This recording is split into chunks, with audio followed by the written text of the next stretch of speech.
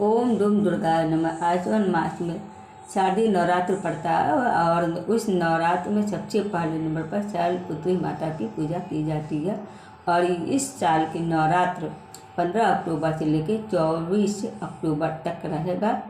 उसके बाद से खत्म हो जा रही है नवरात्र। माता शैलपुत्री जी की पूजा प्रतिपदा के दिन की जाती है और इनको भोग में घी या सफ़ेद चीज़ चढ़ाया जाता है।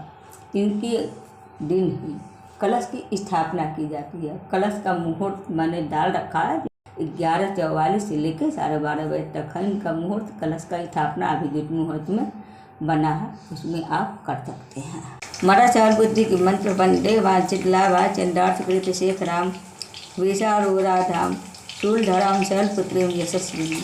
पर्वतराज हिमालय की पुत्री पार्वती के स्वरूप में साक्षात शैलपुत्री की पूजा देवी के मंदिरों में पहले नवरात्र के दिन होती है। शैलपुत्री अपने अस्त्र त्रिशूल की भांति हमारे त्रिलक्ष्य धर्म अर्थ और मोक्ष के साथ मनुष्य के मूलाधार चक्र पर सक्रिय बल है। मूलाधार में पूर्व जन्मों के कर्म और समस्त अच्छे बुरे अनुभव संचित रहते हैं। यह चक्र कर्म सिद्धांत के अनुसार यह चक्र प्राणी का प्रारंभ निर्धारित करता है, जो अनुतृप्त के आधार में चित्तंत्र और योग साधना की चक्र व्यवस्था का प्रथम चक्र है। यही चक्र पशु और मनुष्य के बीच में लकीर खींचता है। यह मानव के अचेतन मन से जुड़ा है।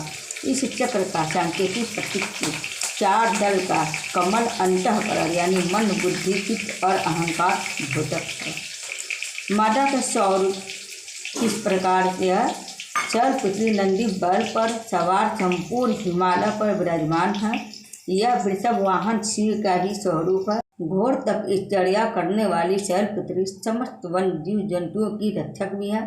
शैलपुत्री के दाहिने हाथ में त्रिशूल जो धर्म अर्थ और मोक्ष के द्वारा संतुलन का प्रतीक है।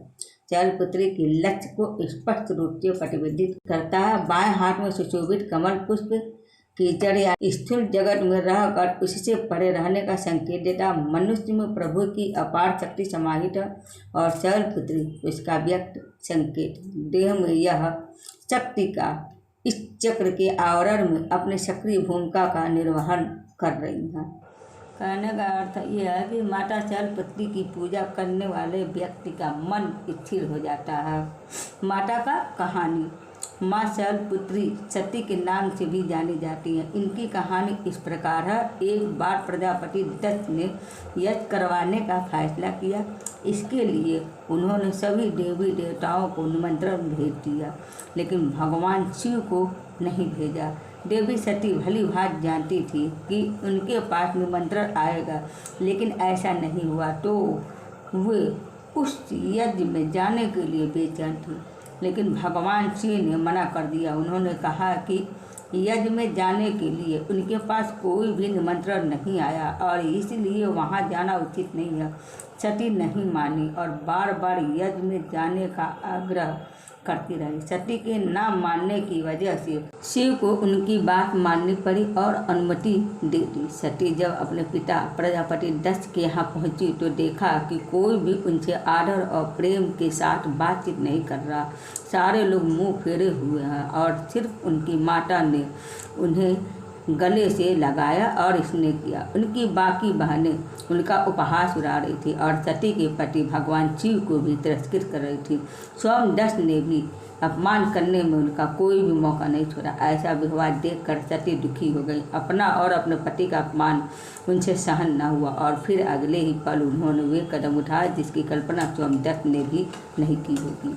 सती ने उसी यज्ञ की अग्नि में खुद को स्वाहा कर अपने प्राण को त्याग दिए। भगवान शिव को जैसे इसके बारे में पता चला तो वे दुखी हो गए। दुख और गुस्से की ज्वाला में जलते हुए शिव ने उस यज्ञ को ध्वस्त कर दिया और इसी सती ने फिर हिमालय के यहाँ जन्म लिया और वहाँ जन्म लेने की वजह से इनका नाम शैलपुत्री पड़ा।